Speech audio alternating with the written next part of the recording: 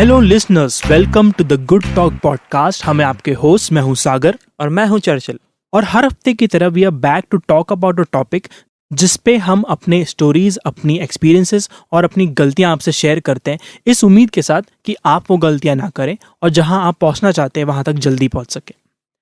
पिछले हफ्ते के एपिसोड में चर्चिल ने मुझे इंटरव्यू किया था मेरे गोल सेटिंग के प्रोसेस के बारे में जानने के लिए कि मैं उसको किस तरह से अप्रोच करता हूं और किस तरह से अपने गोल्स बनाता हूं। उसी फॉर्मेट को कंटिन्यू करते हुए इस हफ्ते I am going to talk with Churchill और मैं उनसे सवाल पूछूंगा उनके गोल सेटिंग के प्रोसेस के बारे में। इसमें हमारी होप ये है कि आप अपने लिए एक बेस्ट प्रैक्टिस आइडेंटिफाई कर पाएँ और ये देख पाएँ कि किसी भी रास्ते पे पहुंचने के लिए या किसी भी गोल पे पहुंचने के लिए डिफरेंट रास्ते हो सकते हैं और आप अपना रास्ता खुद डिज़ाइन कर सकें। तो with that let's talk about goal setting in Churchill style. इससे पहले चर्चिल की हम आपके प्रोसेस के बारे में बात करें, मैं जानना चाहता हूं कि what do you feel is the reason कि गोल सेटिंग बहुत इंपॉर्टेंट होती है या गोल सेटिंग क्यों इंपॉर्टेंट होती है। आई थिंक गोल सेटिंग की इंपॉर्टेंस इस चीज़ से आती है कि हम लोग कंप्लेन करते रहते हैं कि हम लाइफ में बहुत कुछ करना चाहते हैं पर हमारे पास टाइम नहीं है। बट प्रॉब्लम टाइम की नहीं है। सबको 24 आवर्स मिलते हैं और कुछ लोग उन 24 आवर्स में बहुत कुछ कर जाते हैं और कुछ लोग कुछ भी नहीं कर पाते हैं, बहुत नेग्लिजिबल करके निकल जाते हैं। सो प्रॉब्लम अगर आप देखेंगे तो डायरेक्शन की है। लोगों को पता ही नहीं है कि उनको जाना कहाँ है। और जब आपको पता ही नहीं कि आपको कहाँ जाना है तो आप रैंडमली नेविगेट कर रहे हैं लाइफ में। आपको जो मिलता जा रहा है आप उसके साथ ही काम चला रहे हैं और उसी पे जी रहे हैं। बट जैसे ही आपको डायरेक्शन मिल जाती है, आपके एक्शंस और एफर्ट्स फोकस्ड हो जाते हैं उस पर्टिकुलर गोल को या उस पर्टिकुलर आउटकम को अचीव करने के लिए। And it is very commonly said कि everyone gives way to the man who knows where he is going. तो मुझे लगता है कि अगर आपको पता है कि आपको जाना कहाँ है, आपके वहाँ पहुँचने के चांसेस कई गुना बढ़ जाते हैं। तो एक तरह से आप कह रहे हैं कि गोल सेटिंग करने से आपके पास जो गोल्स आते हैं वो आपका मैप का काम करते हैं और उससे आपकी लाइफ की जर्नी कंपैरेटिवली काफ़ी ईजी हो जाती है। तो बेसिकली वो मैप का काम करते हैं तो आपका नेविगेशन आसान हो जाता है। तो आपके प्रोसेस के बारे में बातें करते हैं। What is your process of setting your goals? आप गोल किस तरह से सेट करते हैं? मैं एक 5 स्टेप प्रोसेस फॉलो करता हूँ गोल सेटिंग और उससे रिलेटेड एरियाज़ के लिए। तो स्टेप 1 में मैं सबसे पहले वो सारी चीज़ें लिखता हूँ जो मुझे अभी करनी है, लॉन्ग टर्म में करनी है, शॉर्ट टर्म में करनी है। ये हर एरिया से हो सकती है, ये पॉसिबल हो सकती है, इम्पॉसिबल हो सकती है। तो मैं एक डायरी में अपनी सारी चीज़ें जो फैंटेसीज़ हैं, ड्रीम्स हैं, गोल्स हैं, लिखता हूँ। ये स्पेसिफिक हो सकते हैं, नॉन स्पेसिफिक हो सकते हैं, बहुत वियर्ड और वाइल्ड फैंटेसीज़ हो सकती हैं, बहुत छोटे गोल्स हो सकते हैं। ऐसे गोल्स जो मुझे पता है कि सच में हो ही जाएँगे 1 हफ्ते बाद, और ऐसे गोल्स हो सकते हैं जिनके होने की कोई पॉसिबिलिटी अभी दिख नहीं रही है दूर-दूर तक। और मैं उन सबको उस डायरी में लिखता हूँ। तो इसका रीज़न क्या है कि आप ऐसी भी चीज़ें लिखते हैं जिनको आप इम्पॉसिबल समझते हैं? क्योंकि अक्सर गोल सेटिंग के बारे में जब बात होती है तो हम यही बोलते हैं कि जो आपको लगता है आपको चाहिए या जो आप कर सकते हैं, सिर्फ उन्हीं को अपने गोल्स बनाएं। तो इम्पॉसिबल चीज़ें इसमें लिखने का क्या रीज़न है? मैं जब गोल सेटिंग करता हूँ तो मैं मिक्स मैच करता हूँ चीज़ों का। तो मैं किसी ऑर्डर में नहीं लिखता हूँ।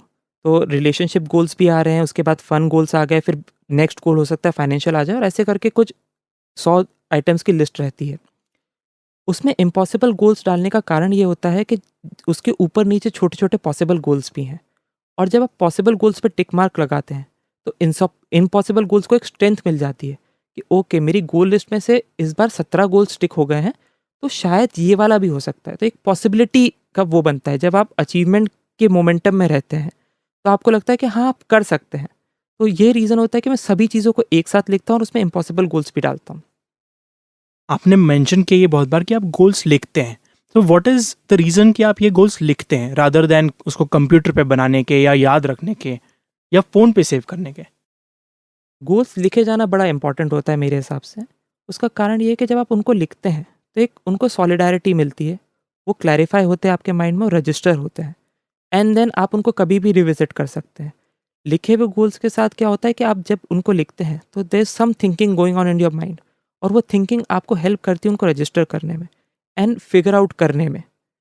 उसका सिंपल तरीका ये है समझने का कि अगर मैं आपसे पूछूँ 3 इंटू 3 कितना होता है? तो आप बता देंगे 9। बट इसके रेफरेंस में मैं अगर आपको पूछूँ कि 2158 इंटू 5129 कितना होता है, तो आप सोचेंगे और जवाब शायद ना दे पाएँ। बट अगर आप मैं आपको बोलूँ कि आप वही चीज़ लिखें, तो अब आप उसका आंसर बता सकते हैं। तो कारण ये है कि आपको फॉर्मूला पता है, तो जब आपने लिख लिया है तो आप फिगर आउट कर सकते हैं उस फॉर्मूले के थ्रू।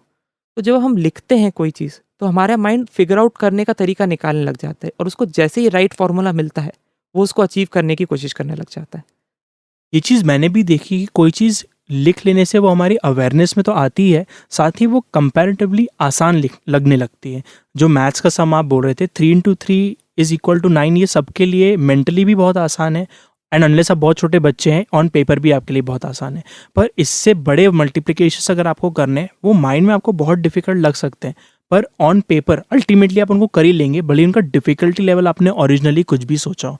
और ये चीज़ गोल्स के साथ भी होती है, ये मुझे समझ में आया आपकी बातों से, कि नो मैटर कोई चीज़ पॉसिबल है या इम्पॉसिबल, उसको लिख लेने से आप उसके सोल्यूशंस के बारे में सोच पाते हैं इंस्टेड ऑफ प्रॉब्लम को अपने माइंड में बड़ा बनाने के।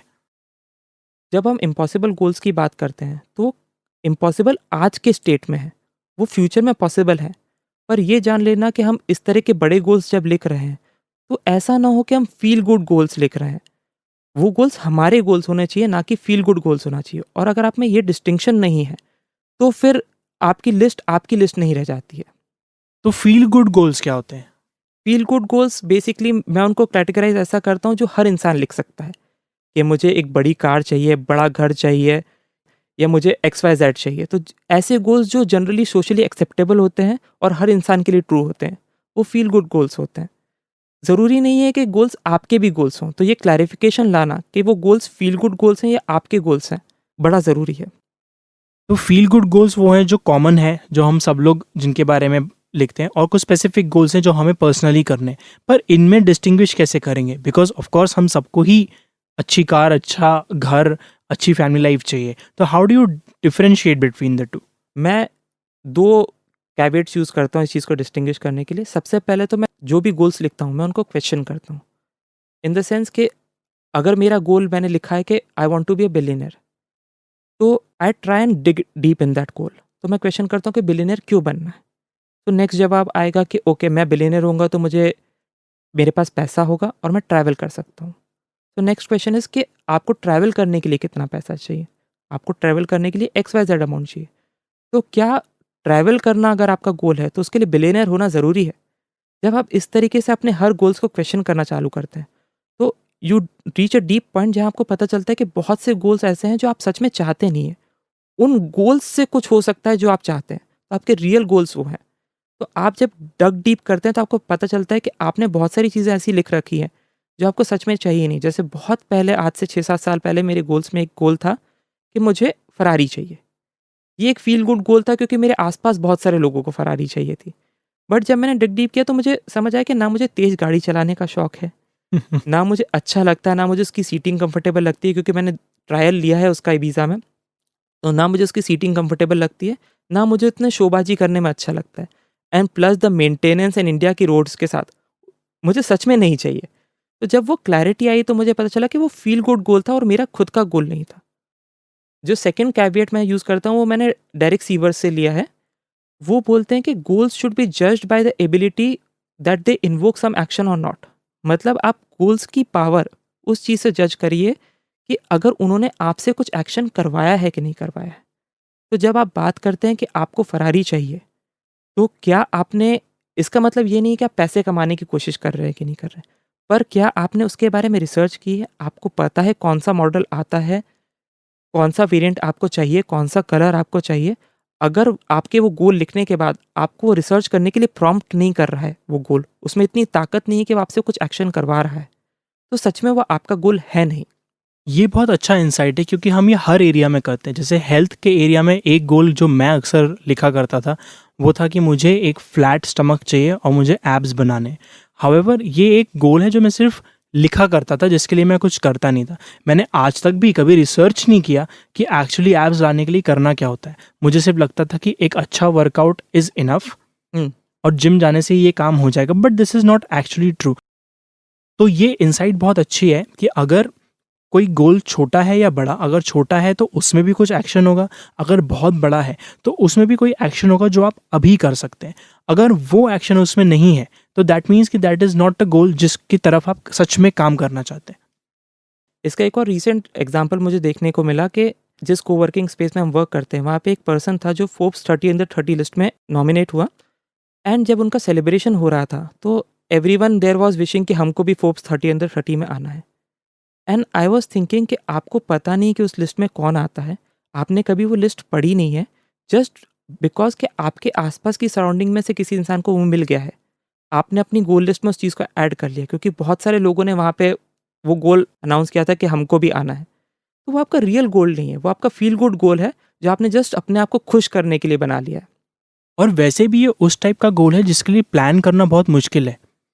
आप कभी भी प्लान नहीं कर सकते कि आप दुनिया के टॉप 100 अमीर लोगों में आएंगे या नहीं, अनलेस आपके पास ऑलरेडी उतनी वेल्थ पहले से थी जहाँ पे उस लेवल पे पहुँचना आसान हो जाता।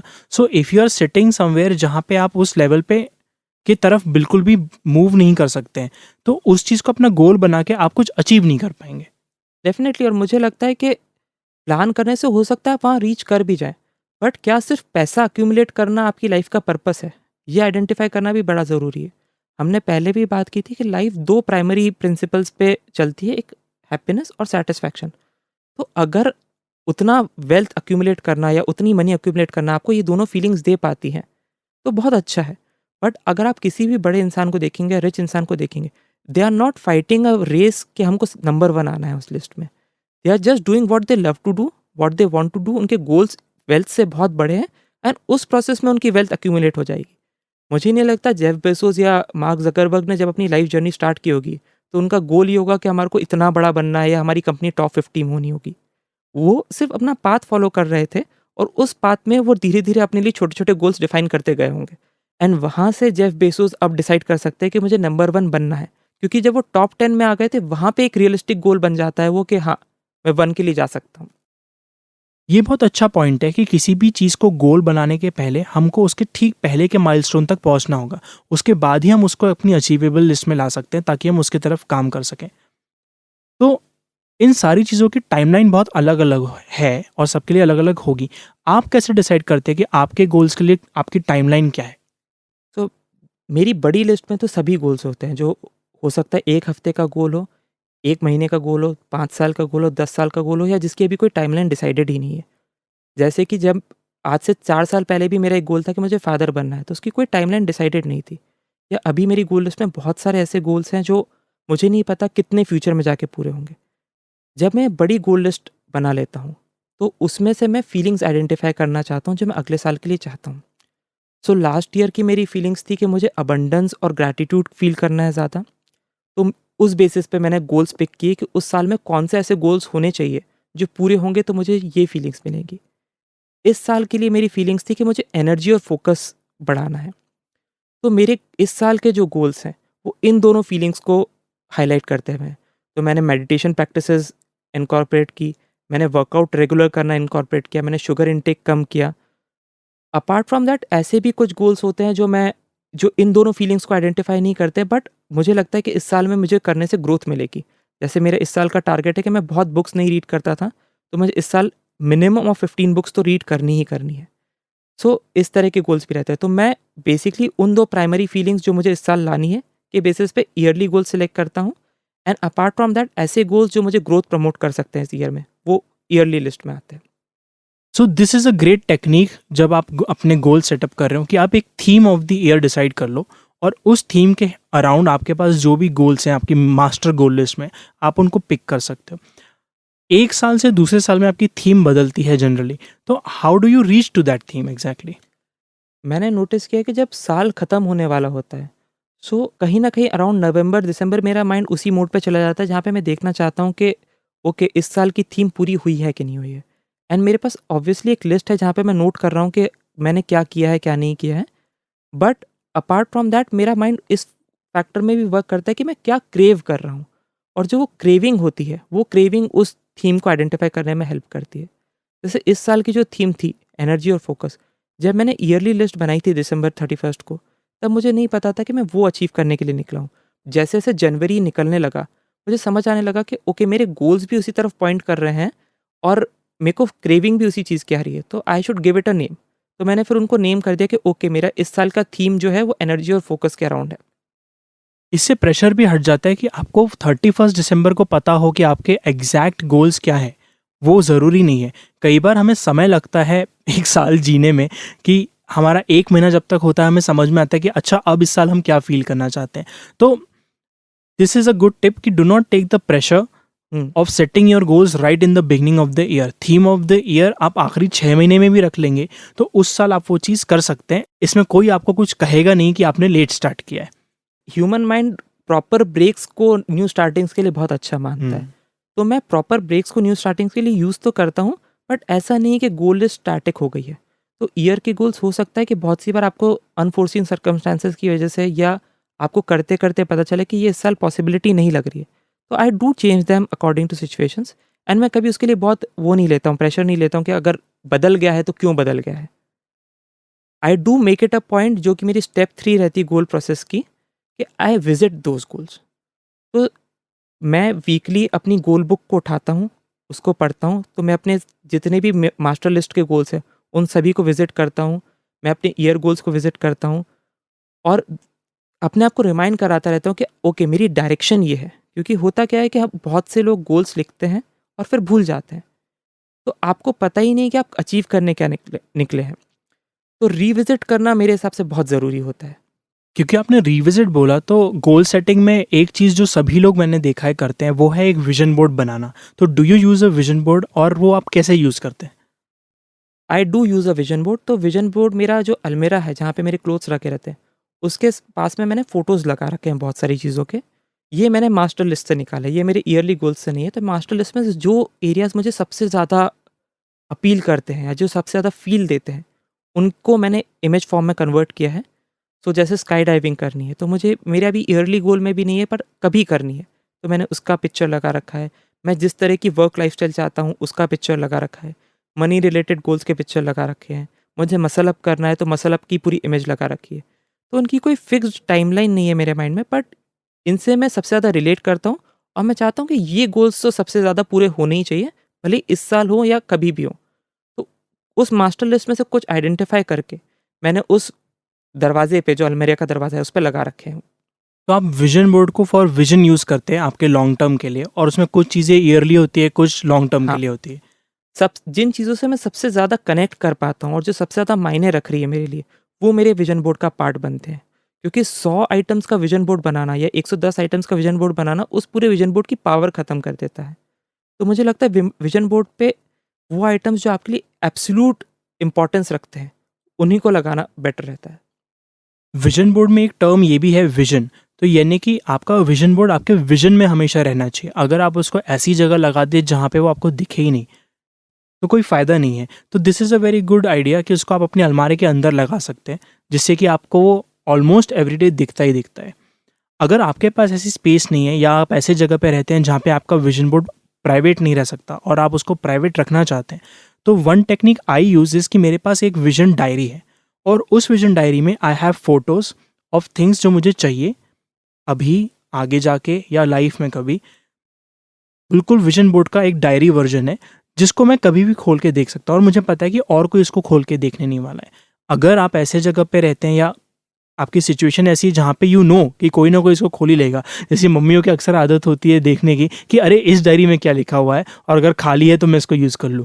अगर ऐसा सिचुएशन है तो आप इसको अपने वर्क एरिया में या अपने स्टडी एरिया में किसी भी ऐसी जगह जहाँ कोई और उसको एक्सेस ना करे वहाँ रख सकते हैं। 2 चीज़ें मुझे इसमें ऐड और करनी है। पहला चीज़ तो हम लोग बड़ा शर्माते हैं और घबराते हैं अपने विजन्स को या अपने गोल्स को पब्लिक करने में। मुझे लगता है कोई डर होना नहीं चाहिए आपको ये बताने में कि ओके मैं ये कार लेना चाहता हूँ या इतने पैसे कमाना चाहता हूँ या ऐसा घर लेना चाहता हूँ। आपको लगता है कि लोग आप पे हँसेंगे, आपको रिडिक्यूल करेंगे या बस बोल देंगे तेरे बस की नहीं है। बट ये घबराहट निकालना ही फर्स्ट स्टेप हो जाती है आपकी कई बार आपको आगे बढ़ने में हेल्प करने के लिए। क्योंकि we are not affected and afraid of the people around you. आप वो करने निकले हैं जो आपको करना है। तो अगर आपके लिए प्राइवेट डायरी वर्क करती है तो fine, but have the courage कि हाँ, मैं पब्लिकली भी उनको शो कर सकता हूँ। सेकंड टिप इज़ कि विजन बोर्ड्स बहुत जल्दी इर्रेलेवेंट हो जाते हैं। इन द सेंस कि अगर कोई फ़ोटोज़ एक ही जगह, एक ही ऑर्डर में लगे हैं, तो अब आपका माइंड उनको नोटिस करना बंद कर देगा। जैसा कि हमने पहले डिस्कस किया था किसी प्रीवियस पॉडकास्ट में कि उनको हैंड में होल्ड करना या उनकी पोज़ीशन रीशफ़ल करना या उन्हीं उसी पर्टिकुलर इवेंट की एक दूसरी फ़ोटो लगाना, ताकि आपकी आइज़ उनको नोटिस करे, भी बहुत ज़रूरी होता है।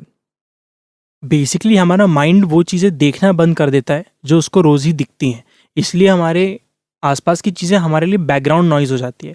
और आपके गोल्स, आपके विज़न बोर्ड के लिए ये सबसे बुरा होता है, क्योंकि अगर वो बैकग्राउंड बन गए तो वो कभी भी फोरग्राउंड में नहीं रहेंगे, और आगे नहीं रहने से उन चीज़ों की तरफ आप काम नहीं करेंगे। ये डायरी पे भी उतना ही अप्लाई होता है जितना कि एक विज़न बोर्ड पे अप्लाई होता है। और मुझे ये बात बहुत अच्छी लगी कि आपको अपने गोल्स शेयर करने में शर्म नहीं आनी चाहिए, क्योंकि अक्सर शेयर करने से ऐसे लोग से आप जुड़ जाते हैं जो आपको उस गोल की तरफ एक धक्का दे सकते हैं, और कुछ नहीं तो कम से कम इंस्पायर तो कर ही सकते हैं। So be very comfortable sharing your goals as well. तो चलो, आपने अपने गोल सेट कर लिए, आपने उनमें से चूज़ कर लिया कि आपकी ईयर की थीम क्या है, उसमें से आपने वो गोल्स निकाल लिए, आपने विजन बोर्ड पे भी कुछ चीज़ें डाली। इसके बाद आप क्या करते हैं? इसके बाद नेक्स्ट स्टेप में मैं अपने सक्सेसेस और लेसन्स नोट डाउन करता हूँ। जब हम जैसे-जैसे नेविगेट करते जाते हैं, तो बहुत से गोल्स हमारे अचीव होते जाते हैं। तो मैं उनको एक अलग सेक्शन ऑफ द डायरी, जहाँ पे मैंने अपने मास्टर लिस्ट लिखी थी, उसी के आगे उनको नोट डाउन करता जाता हूँ। तो ये कुछ ऐसे गोल्स होते हैं जो मैंने ले डाउन किए थे, वो अचीव हो गए, या कुछ ऐसी चीज़ें जो जनरली मैंने लाइफ में एंटिसिपेट नहीं की थी और मैं कर गया, या कुछ बहुत अच्छा हो गया। तो एक सक्सेस लिस्ट बना के मैं उनको नोट डाउन करता हूँ। ये सक्सेस लिस्ट बनाने का मेरा रीज़न ये है कि ये लिस्ट मुझे कॉन्फिडेंस देती है कि मैं हाँ, कर सकता हूँ। तो जब भी आप कभी थोड़ा-सा डाउन होते हैं या फ़ील करते हैं कि कोई फेलियर आपको हिट किया है, तो उस समय आप उस लिस्ट को रेफ़र करके काफ़ी पॉज़िटिव फ़ील कर सकते हैं। ऑल्सो लाइफ़ नेविगेट करते-करते बहुत सारी ऐसी चीज़ें होती हैं जहाँ पे आपको बहुत कुछ सीखने को मिलता है, एक लाइफ़ लेसन मिलता है। आपको अपनी कमी पता चलती है। तो मैं उसको एज़ अ लाइफ़ लेसन वहाँ पे नोट डाउन करता हूँ। तो वो मुझे फ़र्दर नेविगेट करने में हेल्प करती है। ये दोनों पार्ट डायरेक्टली गोल सेटिंग से रिलेट नहीं करते हैं, बट ये गोल अचीवमेंट में मुझे बड़ा हेल्प करते हैं। सो जो भी आप लिख रहे हैं वो आपके गोल से ही रिलेट करता हो या गोल के बारे में ही हो, ये ज़रूरी नहीं है। सक्सेस हमेशा सक्सेस ही रहता है। या उनमें गोल्स भी कुछ अचीव जो हो गए वो भी रहते हैं, और अदरवाइज़ आपने जो कुछ लिस्ट नहीं किया था वो भी आपने अचीव कर लिया, तो वो भी एक सक्सेस का पार्ट ही होता है। इसमें लेसन्स ऑफ योर लाइफ लिखना बहुत ही अच्छी चीज़ है, क्योंकि हम सब में कुछ ना कुछ विजडम होती है। हम इतने साल इस अर्थ पे गुजारते हैं, तो अपनी लाइफ में हम नई नई चीज़ें सीखते जाते हैं। हो सकता है कि ये बातें किसी और ने पहले कही हों, और कही होंगी, there is nothing new under the sun जैसा कि कहते हैं, लेकिन फिर भी आपका एक्सपीरियंस यूनिक है और आपके लेसन्स आपके लिए सबसे ज़्यादा रेलिवेंट है। तो अगर आप अपनी लाइफ जी रहे हैं और उसमें अपने लेसन्स लिखते जा रहे हैं, तो when you pick it up again, तो आपको अपनी बात हमेशा सबसे अच्छी लगेगी, क्योंकि आपने वो जी है। डेफ़िनेटली उसमें होता ये है कि आपने कोई लेसन किसी आउटकम के बाद सीखा है, तो अब आपका वो पर्सनलाइज़ लेसन हो गया है। जैसा कि बोलते हैं कि कोशिश करते रहने से सब सफलता मिल जाती है। तो ये बहुत ही जर्नलिस्टिक होता है, आपको अपील नहीं करता है। बट कई बार ऐसा होता है कि आपने किसी चीज़ के लिए मल्टीपल टाइम्स ट्राई किया है और फिर वो चीज़ हो गई है। तो अब now it is your personalised life lesson. आपको पता है कि ये होता है, तो उस पे आपके एक्ट करने के चांसेस बहुत बढ़ जाते हैं, मुझे लगता है। After listing down your successes and your life lessons, क्या आप अपने फेलियर्स को भी लिखते हैं? और अगर लिखते हैं तो उनके साथ क्या करते हैं? मैं जब ईयर एंड हो जाता है, तो मैं ईयर एंड रिव्यू करता हूँ कि इनमें से जो मेरी मास्टर लिस्ट है, कौन से गोल्स ऐसे हैं जो नेक्स्ट ईयर पे जाने चाहिए। Now again it comes down to feeling कि क्या मैं उन गोल्स के लिए उतना ही फ़ील कर पा रहा हूँ? और अब वो फ़ील गुड गोल्स तो नहीं हो गए, क्योंकि हो सकता है एक गोल आपके लिए उस समय बहुत रेलेवेंस बना रहा हूँ, बट क्योंकि साल भर में आप ग्रो भी कर गए हों, तो you might have outgrown your goals. तो ये आइडेंटिफ़ाई करना कि आप उन्हीं चीज़ों को आगे लेके जाएँ, जो सच में अभी आपके लिए रेलेवेंस रखती हैं, बड़ा ज़रूरी होता है। उसी के साथ मैं फेलियर्स भी लिस्ट डाउन करता हूँ कि ओके, कोई चीज़ मैंने लिखी थी कि इस साल होनी चाहिए थी, बट नहीं हुई, तो क्यों नहीं हुई? अगर उसके पीछे कोई जेन्युइन रीज़न था नहीं होने का, तो मैं आइडेंटिफ़ाई करता हूँ, या वो चीज़ हो ही नहीं सकती और मुझे उसे हटा देना चाहिए गोल से, तो मैं वो आइडेंटिफ़ाई करता हूँ। बट ये समझना कि जितनी सक्सेसेस इंपॉर्टेंट होती है, फेलियर्स भी उतने ही इंपॉर्टेंट होते हैं, क्योंकि वो आपको लेसन्स देते हैं, और वो लेसन्स आपको बड़ा हेल्प करते हैं, वो आपकी लाइफ लर्निंग्स का पार्ट बन जाते हैं। सो हो सकता है कि आपने कोई गोल ले डाउन किया हो, पर आप वो अचीव नहीं कर पाए, बट आप एक लेसन ज़रूर निकाल सकते हैं उससे। और फेलियर्स को लिखने से एक चीज़ और होती है कि आपका डर हट जाता है। हम सब में ये डर होता है कि अगर हम अपने गोल्स को रिव्यू करेंगे तो हमें पता चलेगा कि हमने क्या-क्या नहीं किया। जबकि मुझे लगता है कि क्या-क्या नहीं किया लिखने से आपको पता चलता है कि अब क्या करना है। तो ये डर हटाना हमारे लिए सबसे ज़्यादा ज़रूरी होता है, और लिखने से, अपने फेलियर्स को शेयर करने से खुद के साथ, ये चीज़ हो पाती है। इसमें सबसे अच्छी बात यह है कि गोल सेटिंग आपको कुछ नेगेटिवली हार्म नहीं करती है। आपको सिर्फ पॉजिटिव आउटकम ही मिलेगा। हो सकता है कि आपने गोल सेटिंग करी हो पर आप कुछ भी नहीं कर पाए हो, बट अदरवाइज बिना गोल सेटिंग के भी आप कुछ नहीं कर रहे थे। सो एटलीस्ट गोल सेटिंग आपको एक चांस दे देती है कि आप वो चीज़ें अचीव कर पाएंगे जो आप सच में करना चाहते हैं। तो आइदर विच वेज आप मेरी प्रोसेस फॉलो करें, सागर की प्रोसेस फॉलो करें या कोई एक नई और यूनिक प्रोसेस फॉलो करें, गोल सेटिंग बहुत ही अच्छी एक्सरसाइज है जो सबको करनी चाहिए। ये अपने आप में एक एक्शन है जो आप पहले ही कर सकते हैं बिना एक्चुअली कुछ किए। तो एटलीस्ट आपके पास साल के एंड में एक एक्शन तो रहता है कि ये तो हमने एट द वेरी लीस्ट किया ही था। सो आपकी फर्स्ट सक्सेस हो सकती है ईयर स्टार्ट करते वक्त कि आपने गोल सेटिंग करी है। Right. With that we come to the next section of our podcast और वो है एक्सरसाइज ऑफ द वीक। इस हफ्ते की एक्सरसाइज के लिए हम चाहते हैं कि you make a list of 10 events in your life जिसके लिए आप ग्रेटफुल हैं। ये ऐसे इवेंट्स हो सकते हैं जो आपके कुछ करने की वजह से हुए हो, या ऐसे हो सकते हैं जो ऑटोमेटिकली आपके साथ हुए हो बट आपको उनके लिए थैंक यू बोलना अच्छा लगे। जैसे कि मेरे लाइफ में एक इवेंट था जब मैंने अपना स्कूल चेंज किया था। मैं पहले बॉयज़ स्कूल में पढ़ा था अप अंटिल 10th क्लास, और क्योंकि मुझे कॉमर्स लेना था तो मुझे अपना स्कूल चेंज करके एक दूसरे स्कूल में जाना पड़ा था जहाँ पे कॉमर्स अवेलेबल था एज एन ऑप्शन। ये करने से मुझे लाइफ में एक क्लीन स्लेट मिली थी। 10th तक मैंने जो भी पाप किए थे वो एक तरह से धुल गए थे और मुझे अपनी लाइफ वापस से रिक्रिएट करने का एक मौका मिला था जिसको मैंने यूज़ किया।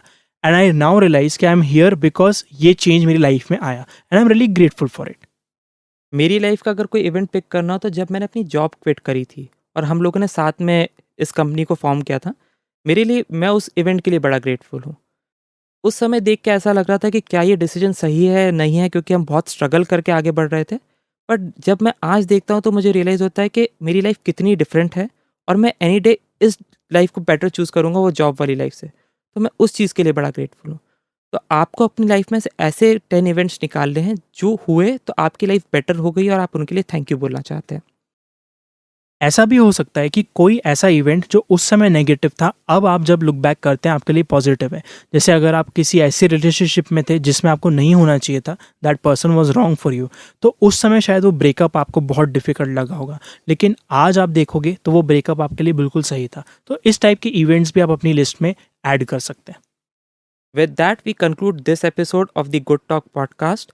अगर आपके पास हमारे लिए कोई भी कमेंट्स, फीडबैक, सजेशंस हैं तो आप हमें contact@thegoodtalk.in पे लिख सकते हैं। और किसी से भी ये पॉडकास्ट शेयर करने के लिए simply send them to thegoodtalk.in। We are your host signing off. मैं हूँ चर्चिल और मैं हूँ Sagar. Bye bye. Bye bye.